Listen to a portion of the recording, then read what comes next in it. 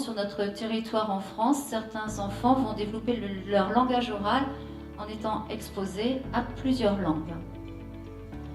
Ce phénomène-là, il va falloir que nous, maintenant en orthophonie, on l'intègre à notre pratique et qu'on l'accompagne.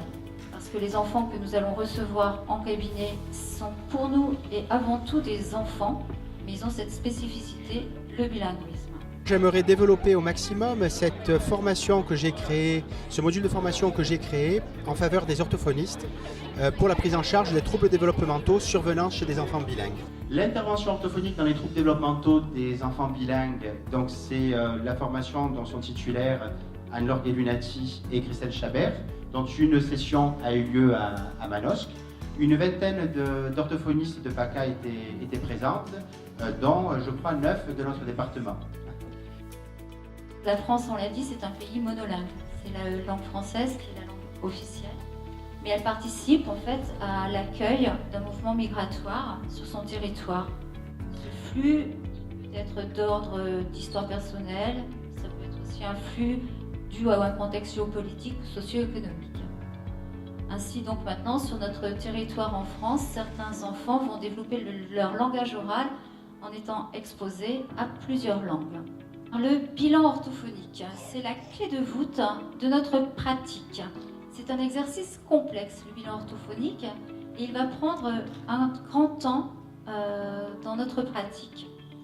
Parce qu'au niveau de cet exercice, il va falloir qu'on lit tous les éléments qui vont être disponibles. Ces éléments, ils vont être issus de l'anamnèse, de la prise en compte du vécu de notre patient, de son comportement, et puis également du recueil de données que l'on va faire en évaluation de testing. Et tout ceci à la lumière de notre intuition clinique, qui est fondée quand même sur des données d'observation de notre expérience. Nous allons tenter d'établir un profil des compétences langagières de l'enfant dans la langue ou les langues parlées. Alors donc les différents acteurs qui vont donc alerter, ce sont ceux qui vont graviter autour de l'enfant. En fait, ces acteurs vont constater, ils vont s'interroger sur des troubles de communication de l'enfant. Ces acteurs, Franck il les a déjà cités, mais on peut les réénumérer, parce que c'est important aussi.